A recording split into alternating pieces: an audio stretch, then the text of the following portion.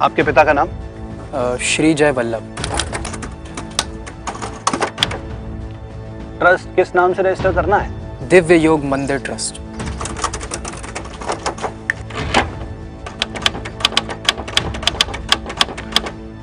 पता क्या लिखूं? कनखल, हरिद्वार।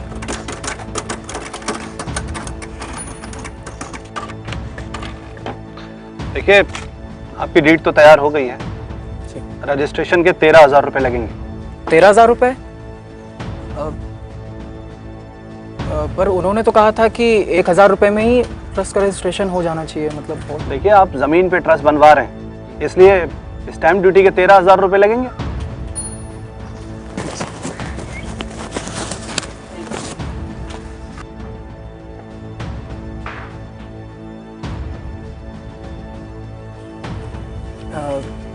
वकील साहब, मेरे पास सिर्फ 3,500 रुपए हैं कुल, तो कैसे होगा? नहीं हो पाएगा, पैसे का मामला है, सरकारी काम है, बिना पैसे के कैसे होगा? करमवीर जी, बाबा रामदेव भी हरिद्वार में नहीं। हाँ, किसी से उधार ले लेते हैं ना। देखिए, आप लोगों के पास जब पैसे का इंतजाम हो जाए तब आ जाइएगा, मैं रजिस्ट्रेशन करवा दूंगा। ठीक है वकील साहब, जैसे ही पैसों का इंतजाम होता है हम वापस आते हैं। नमस्कार। नमस्ते। कहते हैं समय बड़ा बलवान होता है। जब वक्त बदलता है तो इंसान की किस्मत बदल जाती है, और जब किस्मत बदलती है तो इंसान का समय बदल जाता है। ऐसा ही आचार्य बालकृष्ण के साथ भी हुआ था। करीब 20 साल पहले हरिद्वार के इसी रजिस्ट्रेशन ऑफिस में आचार्य बालकृष्ण स्वामी रामदेव के साथ जब अपनी सोसाइटी का रजिस्ट्रेशन करवाने के लिए आए थे, उस वक्त उनके जेब में महज 3,500 रुपये थे, जबकि रजिस्ट्रेशन की फ़ीस 13,000 रुपये थी। लेकिन 20 साल बाद आज वो वक्त है जब उनकी मिल्कियत करीब 25,000 करोड़ रुपए की बताई जाती है।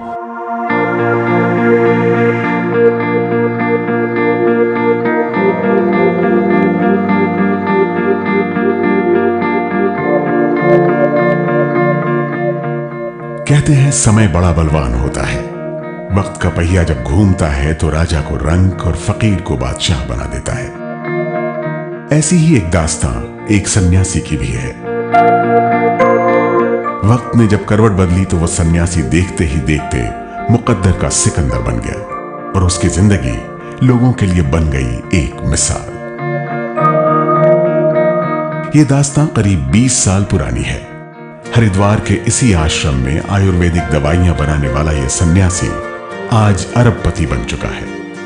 हैरान कर देने वाली कामयाबी की यह कहानी मशहूर उद्योगपति आचार्य बालकृष्ण की है, जो आज देश के बड़े दौलतमंद हैं और 45 साल की उम्र में पूरी तरह फिट और सेहतमंद है।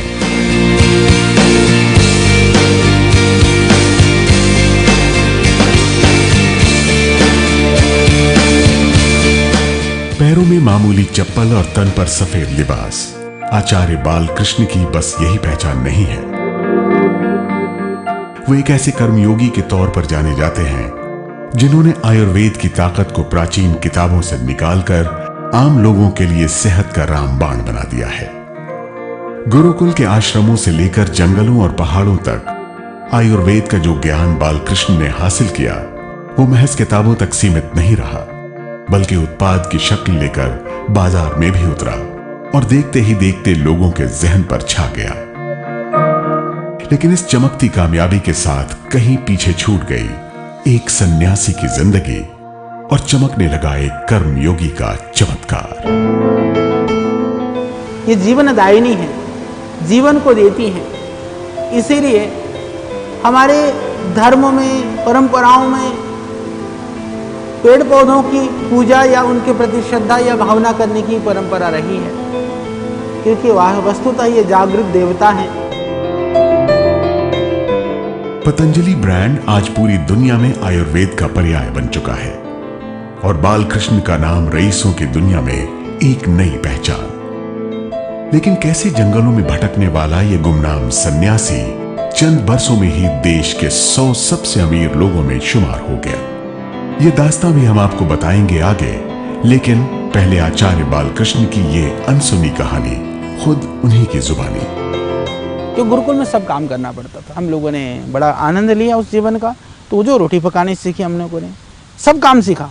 कोई ऐसा काम नहीं है कि जो सामान्य गरीब से गरीब जीवन, लकड़ी काटने से लेकर के, घास काटने से लेकर के, फावड़े चलाने से लेकर के, गोबर उठाने से लेकर के, भूसा उठाने से लेकर के, आटा चक्की पीसने से लेकर के, हमने कोई ऐसा काम नहीं है कि जो नहीं किया हो।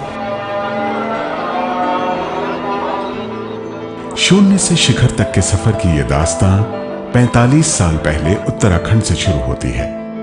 हरिद्वार में 4 अगस्त 1972 को बालकृष्ण का जन्म एक नेपाली परिवार में हुआ था। जब बालकृष्ण 3 महीने के थे तब उनका परिवार उन्हें लेकर अपने वतन नेपाल वापस लौट आया था। नेपाल की राजधानी काठमांडू से करीब 200 किलोमीटर दूर इन्हीं पहाड़ों के बीच भरुआ गांव मौजूद है। नेपाल के इसी भरुआ गांव में बालकृष्ण का बचपन गुजरा है। हालांकि बालकृष्ण के जन्म के बाद भी उनके पिता जय वल्लभ भारत में रोजगार की तलाश में भटकते रहे। शहर दर शहर उन्होंने क्लर्क से लेकर चौकीदार और चौकीदार से लेकर चपरासी तक की छोटी मोटी नौकरियां की और फिर नेपाल के अपने पुश्तैनी गांव में ही आकर बस गए। आज भी बालकृष्ण के माता पिता अपने गांव में ही साधारण जिंदगी गुजार रहे हैं। मेरे सहयोग की उनको जरूरत नहीं है। उनको गाड़ी नहीं चाहिए, घोड़ा नहीं चाहिए, ना गाड़ी है, ना घोड़ा है, ना कुछ नहीं है। घर में शायद साइकिल भी नहीं है। मेरे माता पिता की जरूरत नहीं है। मेरी माताजी बुजुर्ग हैं, पिताजी बुजुर्ग हैं। आज भी वो घास काटते हैं, खेती करते हैं, पशु पालते हैं, गाय हैं, घर में भैंस है, उसका दूध निकालते हैं, गोबर उठाते हैं और अपने जीवन को शांति से जीते हैं। 1-2 बार माताजी आई, मैंने कहा माताजी मेरे पास रहो। उसको यहाँ घुटन होता है, वो हमारे पास नहीं रह सकती। वो कहती है मैं उसी में खुश हूँ। बालकृष्ण का बचपन बेहद अभाव में गुजरा। नेपाल के संजिया जिले में मौजूद यही वो प्राथमिक स्कूल है जहां से उन्होंने 5वीं कक्षा तक की पढ़ाई की है। तब बालकृष्ण का बालक मन स्कूल की पढ़ाई में कम और हिंदू शास्त्रों में ज्यादा रमता था। यूं तो उन्हें घूमने फिरने का शौक था, लेकिन साथ ही उनका ध्यान सांसारिक बातों से हटता जा रहा था। बालकृष्ण का पूरा बचपन नेपाल में ही गुजरा है, लेकिन जब वो 9 साल के थे तब उनके पिता ने अपने एक रिश्तेदार के पास उन्हें वापस भारत भेज दिया था। हरिद्वार कनखल में पैदा हुआ, 3 महीने का बच्चा लेके घर पे आया, नेपाल में आया। वो नेपाल में 5 साल मैंने उसको खाना खिलाया, पढ़ाया। बाकी 8 वर्ष के 9 वर्ष के टाइम में मैं बम्बई ले गया पढ़ाने के लिए।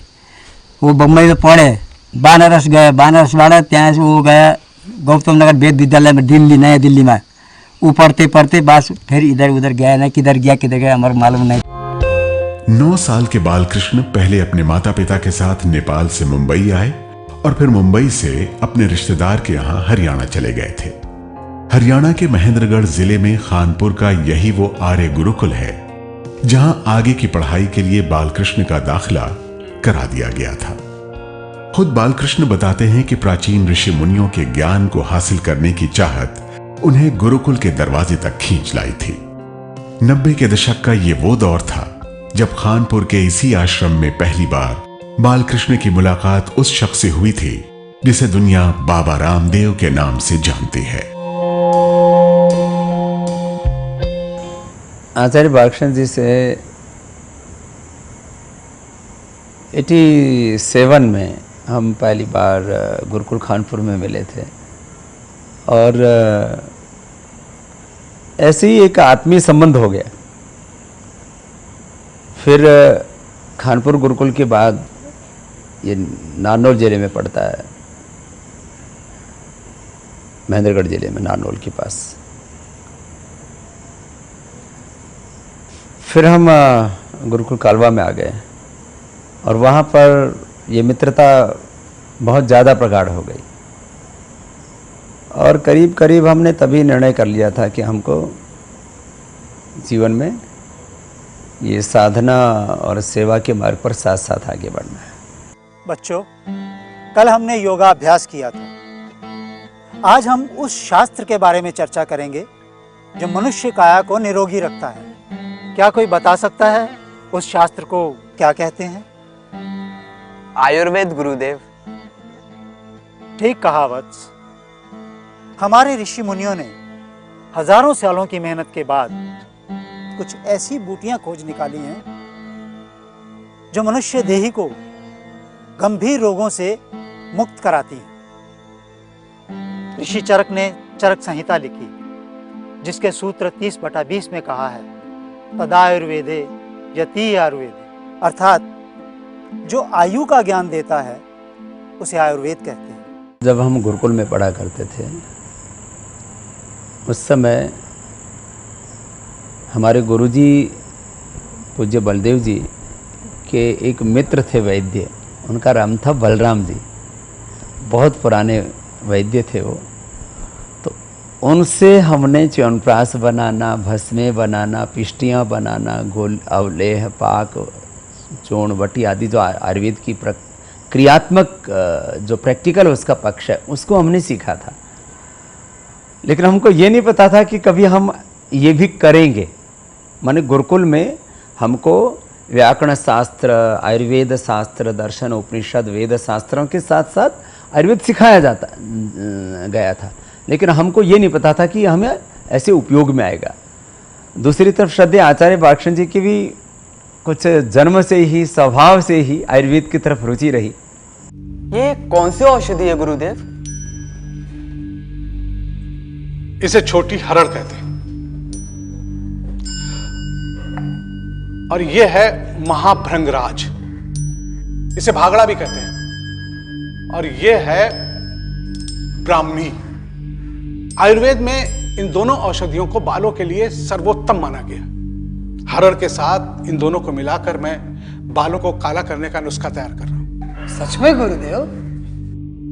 तुम जानते हो वत्स, महाभृंगाज खेतों में बहुत पाया जाता है। क्या तुम दोनों इसको हमारे लिए ला सकते हो? अवश्य गुरुदेव। पहचान तो लोगे? बिल्कुल गुरुदेव, हम चलते हैं, हमें आज्ञा दीजिए। प्रणाम गुरुदेव। प्रणाम गुरुदेव। मेरी माँ जो है ना, उसको भी आयुर्वेद का बहुत नॉलेज है। वो अनपढ़ है, बिल्कुल कुछ नहीं जानती है, पर मुझे याद है कि बचपन में जब हम लोग छोटे छोटे थे, बीमार हो जाते थे, तो कोई जड़ी बूटी, कई पत्तियाँ, कई जड़ियाँ उठा उखाड़ करके लाती थी। और अभी भी 1-2 साल पहले जब हमसे मिलने के लिए आई तो मैंने बोला, माँ, मैंने कहा तुम्हारी कुछ जड़ी बूटियाँ मेरे को भी बता दो। तो मेरे पास पूरी डायरी है। मेरी माँ को कम से कम नहीं तो होंगे हजारों रोगों के जो है नुस्खे और अलग अलग तरह की जड़ी बूटियों का नॉलेज था। तो वो संस्कार शायद माँ के पेट से हमको कुछ मिल गया, और गुरुकुल में जो है वैद्य बलराम जी और वो वातावरण का सानिध्य का लाभ मिला।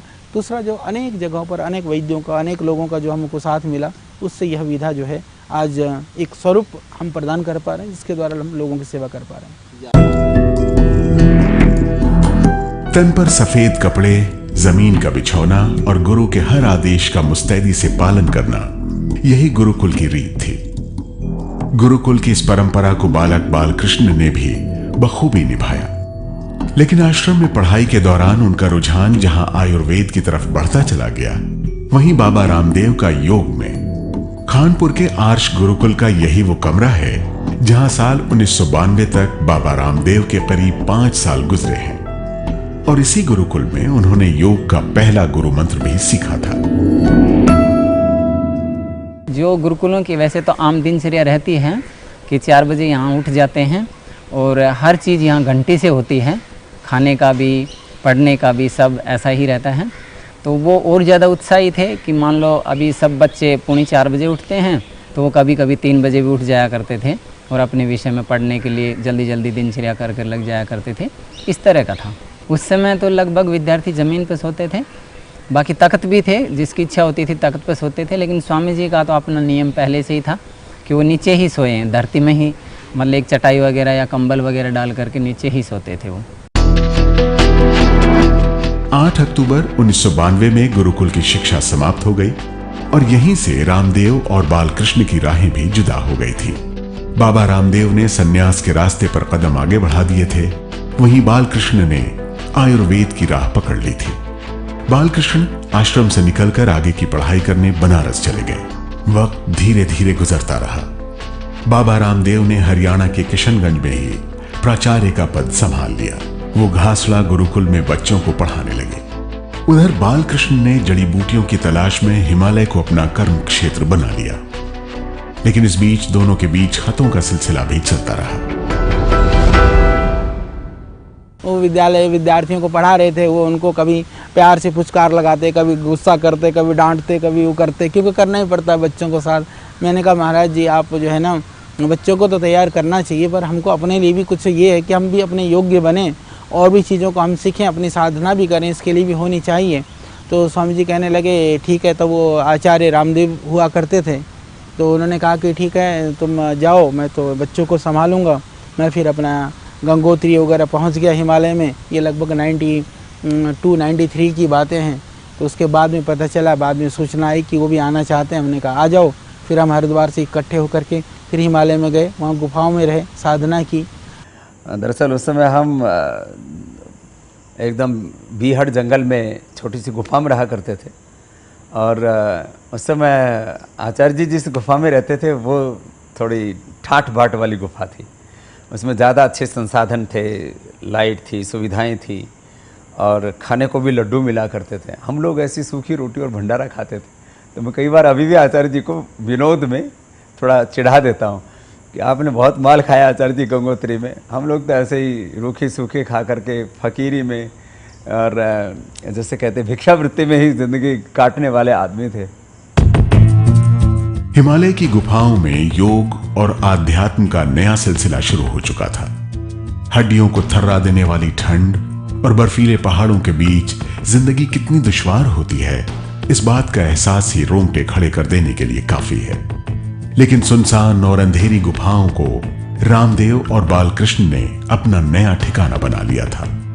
हिमालय की कंदराओं में सत्य की खोज करते हुए अभी कुछ ही वक्त गुजरा था, तभी एक बार फिर जिंदगी ने ऐसी करवट ली कि इन सन्यासियों को पहाड़ों की शरण छोड़कर मैदान में उतरना पड़ा।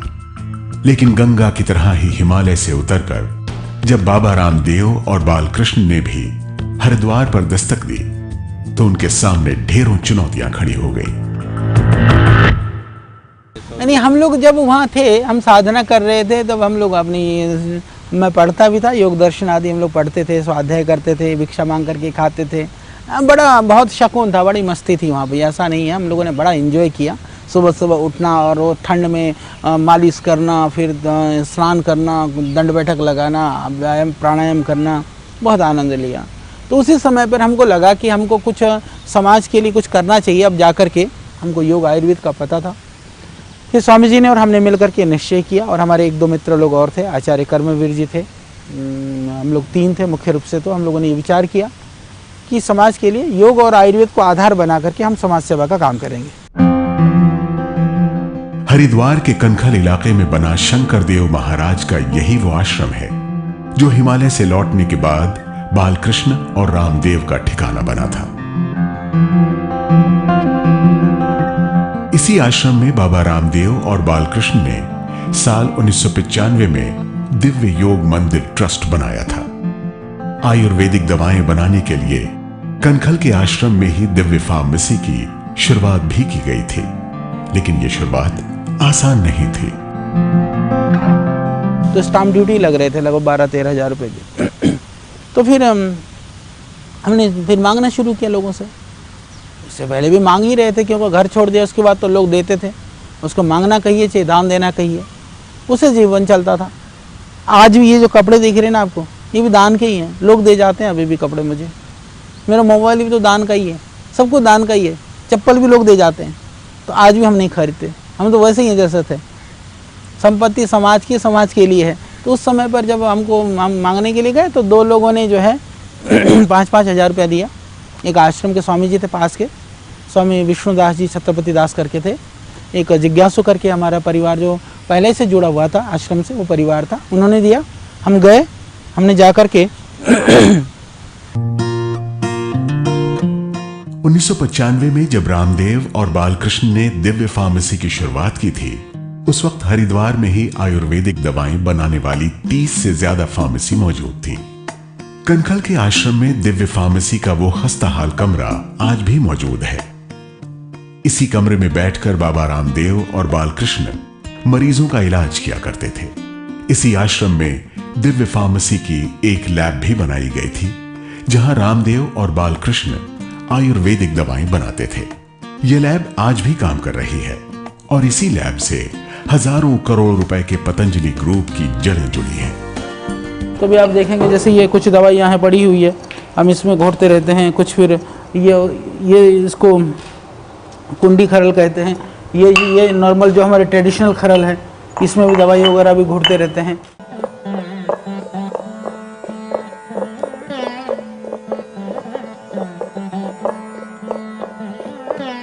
स्वामी जी, अभी और कितनी जड़ी बूटियां कूटनी बाकी रह गई हैं? आचार्य जी, ज़्यादा नहीं है, थोड़ी है। आप उन्हें पैकिंग करके इन्हें कूट लेना, गोलियां मैं बना लूँगा। ठीक है। और कितने mg के बनाएंगे? 100, 200, 250 mg के बना लेंगे। पर स्वामी जी, कच्ची सामग्री तो ख़त्म होने को है, और पेट दर्द और बुखार की दवाइयाँ तो हमने बना ही ली हैं कम से कम।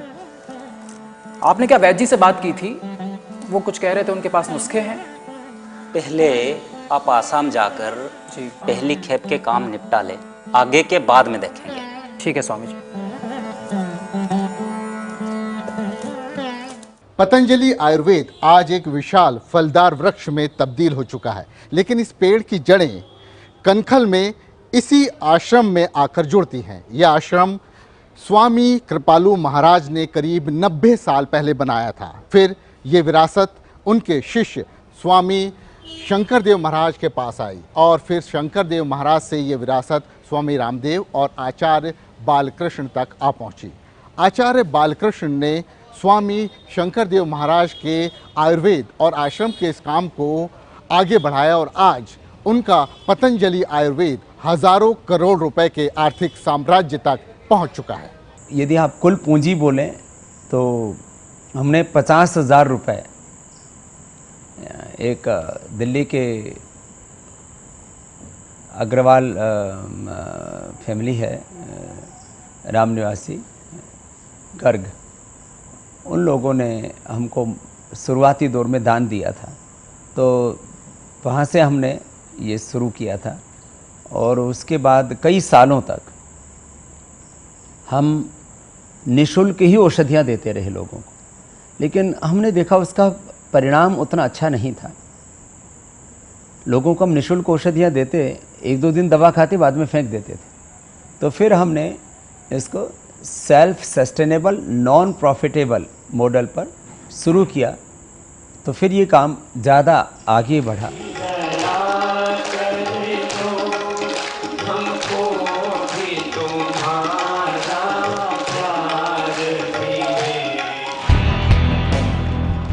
दुनिया में जितना शोर रामदेव को योग को लेकर मचा, उससे कहीं ज्यादा विवाद उनकी आयुर्वेदिक दवाओं को लेकर भी खड़ा हुआ है। आप देखिए, इतने शाकाहारी होंगे, इतने वेजिटेरियंस होंगे जो किसी व्यक्ति के विश्वास में उनकी फार्मेसी से दवा खरीदते हैं, और अब पता चल रहा है कि उसमें जानवरों के हिस्से भी हैं। तो ये तो बिल्कुल गलत चीज है। 21 साल पहले इसी दिव्य योग मंदिर ट्रस्ट के साथ बालकृष्ण और रामदेव की दवाइयों की कहानी शुरू हुई थी। दवा का कारोबार और योग का चमत्कार, इन दो अचूक हथियारों से लैस होकर जब रामदेव और बालकृष्ण की जोड़ी कारोबार के मैदान में उतरी, तो उनकी शोहरत का ग्राफ तेजी से ऊपर चढ़ा। देश में दूर दराज इलाकों तक रामदेव का नाम एक ब्रांड की शक्ल अख्तियार करने लगा। बाबा रामदेव ने पहले योग को अपना ब्रांड बनाया, फिर अपनी आयुर्वेदिक दवाओं को, और फिर वो खुद ही एक ब्रांड बाबा में तब्दील हो गए। मैं रोगों को स्थायी रूप से ठीक करता हूं। मैं खाली नियंत्रण नहीं, उनका संपूर्ण निराकरण करता हूं। साल 2002 में जब रामदेव ने टीवी के पर्दे पर कदम रखा, तो देश और दुनिया में एक नया बाबा ब्रांड बना। लेकिन बाबा रामदेव की चमत्कारी कामयाबी बालकृष्ण की अटूट मेहनत, निष्ठा और लगन के बगैर अधूरी है।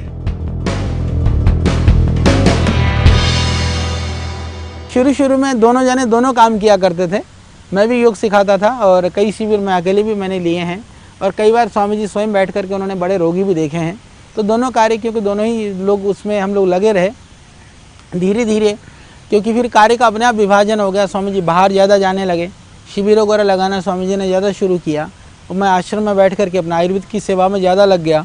तो लगते लगते ये स्वाभाविक सा हो गया कि संस्थान का जो एडमिनिस्ट्रेशन और वहाँ जो संस्थान के द्वारा जो सेवा का कार्य है, वो हमारे जिम्मे बाहर की जो शिविर और जो वहाँ का जो संगठनात्मक जो स्वरूप ढांचा है, वो स्वामी जी के हिस्से में तो इस तरह से यहाँ हम व्यवस्था करते रहे, घर संभालने का काम हम करते रहे, बाहर से जो व्यवस्थाओं का काम स्वामी जी करते रहे।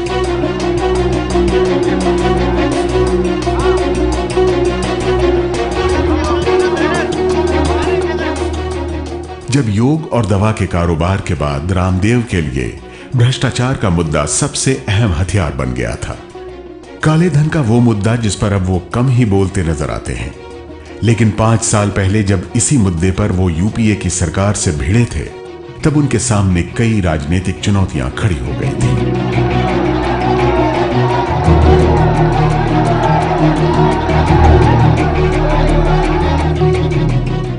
साल 2009 वो साल था, इसलिए अब आलोचक उन पर यह आरोप लगाते हैं कि बालकृष्ण के खिलाफ फर्जी पासपोर्ट और डिग्रियों जैसे मामले भारतीय जनता पार्टी से उनकी कुर्बत के चलते ही बंद कर दिए गए हैं। आलोचकों का यह भी आरोप है कि केंद्र में बीजेपी की सरकार बनने के बाद से ही पतंजलि ग्रुप ने कामयाबी का आसमान छुआ है, लेकिन ऐसे तमाम आरोप पर बालकृष्ण ये सफाई पेश करते हैं। राजनीतिक जो विद्वेष होता है, उस विद्वेष को जितना हम लोगों ने सामना किया, शायद बहुत कम लोगों को उसका सामना करना पड़ता है। तो उसको किया, पर उसको मैं कहूँगा कि उसका जो नुकसान या लाभ, तो मैं कहूँगा कि जो उन्होंने तो प्रयास किया था नुकसान का, यदि हम ईमानदारी से जुटे रहे, इसलिए हमको उसका कहीं ना कहीं समाज ने हमको उसका पुरस्कार दिया है। जो हमने फेस किया, जो सामना किया, उसका पुरस्कार समाज ने हमको दिया विश्वास के रूप में, और हमारे कार्यों के एक साथ दे करके, खड़े होकर के, कहीं ना कहीं ताकत के रूप में। जब हम पूरे देश में आंदोलन चला रहे थे और श्रद्धेय आचार्य जी को लोगों ने बहुत गलत मनसा के साथ में जेल में डाल दिया था, बिना किसी उनके अपराध के, तो उस समय एक बहुत ही शातिर व्यक्ति है इस देश की राजनीति में, उसने कहा था कि आचार्य बालकृष्ण का मर्डर कराना चाहते हैं स्वामी रामदेव, क्योंकि स्वामी रामदेव के सारे राज आचार्य बालकृष्ण जानते हैं और वो उनको जेल में ही ख़त्म करना चाहते हैं। तो उस समय उनकी एक साजिश थी कि आचार्य बालकृष्ण को जेल में जहर दे करके ख़त्म कर दो और उसका आरोप स्वामी रामदेव पर मर दो कि उन्होंने मर्डर कराया, तो एक को जेल में मार दो और एक को बाहर जो है वो मर्डर के अपराध में उसको फांसी पर लटका दो, तो ये पूरा आंदोलन खत्म हो जाएगा।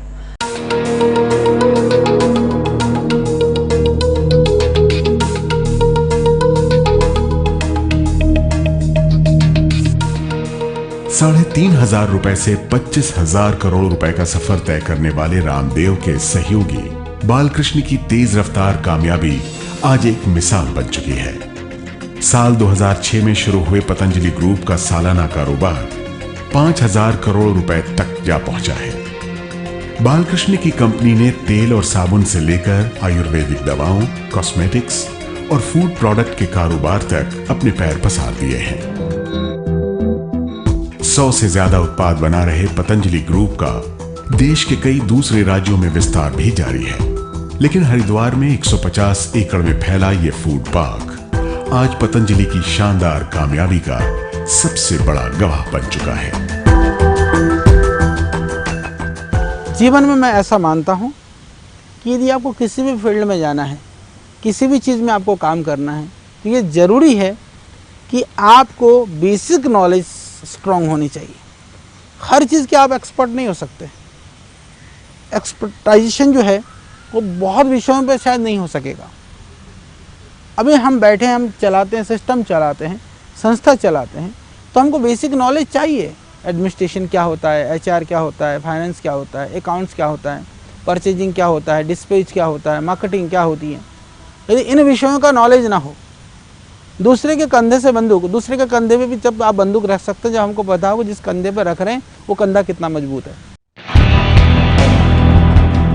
हरिद्वार में पतंजलि के इस विशाल फूड पार्क में लगी फैक्ट्रियां दिन रात उत्पाद उगल रही हैं।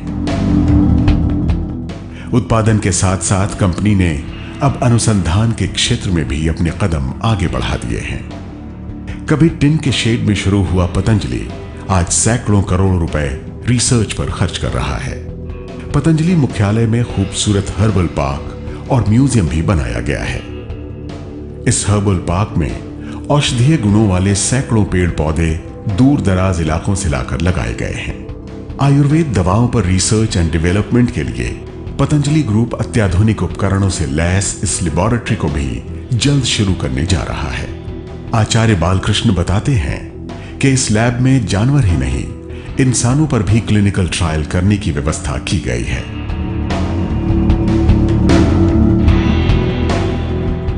योग और आयुर्वेद पर रिसर्च करने के लिए पतंजलि योग पीठ में ही बाकायदा अलग अलग विभाग भी बनाए गए हैं।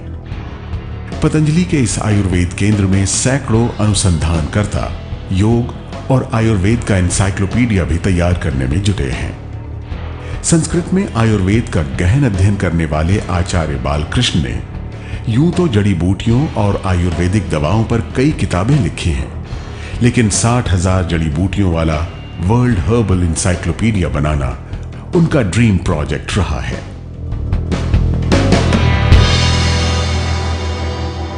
मेरा मुख्य कार्य है जड़ी बूटियाँ, उनके साथ संवाद करना, उनसे बातें करना, उनके पास बैठना, उनको ढूंढना, खेत खलिहान जंगल झरने नदी नाले, वो मेरा जीवन का एक अभिन्न अंग है। उसके बिना मैं नहीं रह सकता, मैं कभी दूर नहीं हो सकता उन चीज़ों से। आज भी जो सबसे बड़ा समय है मेरा उसी में जाता है। दूसरा कार्य है, अभी हमने एक बड़ा अभियान चल रखा है लेखन का, रिसर्च का, चाहे वो वर्ल्ड योगा एनसाइक्लोपीडिया हो, वर्ल्ड हर्बल एनसाइक्लोपीडिया हो, विविध तरह के जो मैन्युस्क्रिप्ट हैं आयुर्वेदा के, पांडुलिपियाँ हैं, उनके ऊपर लेखन का कार्य हो, उसमें मैं बहुत समय देता हूँ। उसके बाद में फिर रिसर्च का कार्य। हरिद्वार में बने पतंजलि के फूड पार्क में 20,000 लोग काम करते हैं। करीब 1 लाख लोगों का रोजगार इससे सीधे तौर पर जुड़ा हुआ है। साल 1995 में दिव्य फार्मेसी से शुरू हुए पतंजलि ग्रुप का सालाना कारोबार अगले साल 10,000 करोड़ रुपए होने का अनुमान है। हालांकि पिछले साल 5,000 करोड़ रुपए के कारोबार का आंकड़ा पार करने वाले आयुर्वेद के इस आर्थिक साम्राज्य में बाबा रामदेव की कोई हिस्सेदारी नहीं है, उनका कोई बैंक अकाउंट तक नहीं है। लेकिन जहां रामदेव पतंजलि का चेहरा है, वहीं बालकृष्ण पतंजलि ग्रुप के टॉप बॉस हैं। वो कंपनी के सीईओ यानी मुख्य कार्यकारी अधिकारी हैं। इसीलिए फोर्ब्स पत्रिका ने पतंजलि ग्रुप के प्रमुख की हैसियत से बालकृष्ण को 100 सबसे रईस भारतीयों की सूची में शामिल किया है। पतंजलि ग्रुप में 97% हिस्सेदारी के साथ बालकृष्ण की कुल संपत्ति 25,000 करोड़ रुपए आंकी गई है। फोर्ब्स पत्रिका ने उन्हें 100 सबसे अमीर भारतीयों की सूची में 48वें नंबर पर जगह दी है। लेकिन आचार्य बालकृष्ण के मुताबिक न तो वो कंपनी से 1 रुपए का वेतन लेते हैं और न ही 1 दिन की छुट्टी। बस बिना रुके बिना थमे वो दिन रात काम करते रहते हैं। ये तो हिंदुस्तान में ये एक कॉमन सी बात है कि कई लोग मेरे पास आते थे, देखो स्वामी जी आगे रहते हैं, तुम्हारे को तो पीछे रखते हैं, तुम तो स्वामी जी से बड़ा काम कर सकते हो, तुम तो ये कर सकते हो। स्वामी जी के पास आना कहना वो तो बहुत मान लीजिए कि उसमें रहता है, अहंकार में रहता है, उसको लगता है कि मैं करता हूँ, ऐसा कहना कुछ भी। तो ये बहुत सारी चीज़ें होती रही, शुरू में होती रही, कई बार लोगों ने बड़ा प्रयास भी किया। मनभेद हमारा उस रूप में नहीं रहा और ये कारण रहा कि कोई हमारे अंदर मनभेद पैदा नहीं कर सका, क्योंकि जो मिशन है, ये जो सोच है, ये बड़ा बड़ा करने के, बड़े बड़े अभियान को चलाने का, बड़े बड़े लेवल पर पहुंचाने का, इसमें मेरा बहुत कम मैं सोचता हूं कि मेरा योगदान, मेरी सोच कम है। इसमें स्वामी जी महाराज की बड़ी सोच है, तो इस सोच को पूरा करने के लिए मैं एक पीछे रह करके, पर्दे के पीछे एक व्यवस्था में रह करके कैसे पूरा कर सकता हूँ, मैं उसके लिए लगा रहता हूँ। महज 20 साल में खाकपति से अरबपति बनने वाले बालकृष्ण की जिंदगी जरा भी नहीं बदली है, सिवाय इस बात के कि कभी साइकिल और स्कूटर पर चलने वाले बालकृष्ण आज रेंज रोवर जैसी महंगी कार में घूमते हैं। वो एप्पल कंपनी का महंगा आईफोन इस्तेमाल करते हैं, लेकिन सफेद कुर्ता और लुंगी पहनने वाले बालकृष्ण को देखकर ये कतई अंदाजा नहीं लगाया जा सकता कि वो अरबों रुपए की मिल्कियत के मालिक हैं। मेरे को पहले शौक था, घड़ी भी बांध लेता था, कभी कभी गले में जो है रुद्राक्षी की माला भी हम पहन लेते थे, कोई दे गया था सोने की। अब वो भी छूट गया, अब तो कुछ भी नहीं बचा। तो ये परिवर्तन है। इतना जरूर है कि क्योंकि पहले मेरे को रुचि है, अभी भी मेरे को साइकिल में अच्छा लगता है, छोटी गाड़ी में। स्वामी जी ने ज़बरदस्ती कहा कि नहीं, सिक्योरिटी के हिसाब से तुमको और थोड़ा सा सेफ्टी के पॉइंट ऑफ व्यू से, क्योंकि पहाड़ों में इधर उधर जाना पड़ता है, कहीं एक्सीडेंट हो गया, कहीं गिर गए, तो थोड़ी सी सुरक्षा की दृष्टि से थोड़ी ठीक गाड़ी रखो, उतनी है। कई बार लोगों को लगता है, कई बार मजाक में लोग कह देते हैं, तो मेरे को कई बार मैं सोचता हूँ कि यदि जितना हम बड़ा काम कर रहे हैं उसके हिसाब से यदि व्यक्तिगत जीवन के लिए आदमी सोच भी ले, कितना यूज़ कर लेगा, कितना खा लेगा, कितना ओढ़ बिछा लेगा। क्योंकि हमारे तो मैं सोचता हूँ कि दिन में एक ही बार तो हम लगभग रोटी खाते हैं। सुबह शाम कुछ हल्का ले लिया तो ले लिया, सब्जियाँ खा ली, कुछ सुबह दलिया बलिया कुछ खा लिया। टेलीविजन पर अक्सर विज्ञापन में नजर आने वाले बालकृष्ण को आज जमाना जानता है, लेकिन उनकी जिंदगी की हकीकत शायद कम ही लोग जानते हैं। आज भी कनखल के अपने पुराने आश्रम में बालकृष्ण इस 2 मंजिला मकान में रहते हैं। इस मकान में नीचे एक छोटा सा ड्राइंग रूम है और इसके बगल में ही रसोई घर बना हुआ है, जहां से आचार्य बालकृष्ण के दिन की शुरुआत सुबह दूध दलिया खाकर होती है।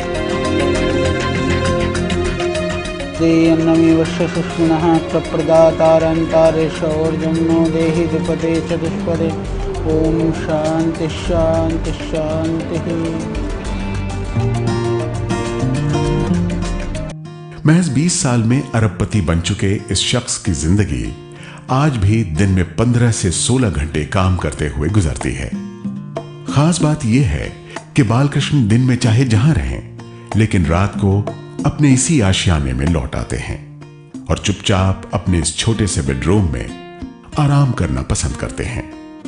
एक अरबपति की ऐसी मध्यवर्गीय जीवन शैली हैरान करती है, लेकिन बालकृष्ण की शख्सियत का एक और पहलू भी है। कई बार हमने ये पाया, जैसे केदारनाथ की आपदा की बात में, या बिहार में जब बाढ़ की बात हुई, मैं बिहार बाढ़ के बाद वहाँ 10-15 दिन रहा, तो उस जो कारुणिक दृश्य को जब हम देखते हैं, या जब से एक्सीडेंट वगैरह कहीं होते रास्ते में देखता हूँ, तो मेरा मन बहुत द्रवित हो उठता है। तो हम बड़ा प्रयास रहता है कि कितना हम हित कर सकते हैं। और उसी टाइम पर मैं थोड़ा अपने आप को, जैसे कहते हैं ना, कमज़ोर महसूस करता हूँ। कई बार उन दृश्यों को देख करके मैं मान लीजिए कि आंखों में आंसू आ जाते हैं या अंदर से बहुत दिल भर आता है, पर फिर भी मैं अपने आप को मजबूत मानता हूँ कि मेरे अंदर जो संवेदनाएं हैं भगवान ने जो दी हैं, वो मेरी कमजोरी नहीं, मेरी ताकत है। 45 साल के बालकृष्ण संघर्ष के अपने दिन भूले नहीं हैं। इसीलिए पतंजलि ग्रुप के सामाजिक कामों की लिस्ट भी काफी लंबी है। गौशाला और आश्रमों से लेकर स्कूल, आयुर्वेदिक कॉलेज और अस्पताल तक वो सेवा के काम में दिन रात जुटे रहते हैं। हरिद्वार में बालकृष्ण के आशियाने में घड़ी जब सुबह के 5 बजाती है, तब उनका ये 2 मंजिला मकान अलार्म की आवाज से गूंज उठता है और फिर शुरू होती है उनकी थका देने वाली दिनचर्या।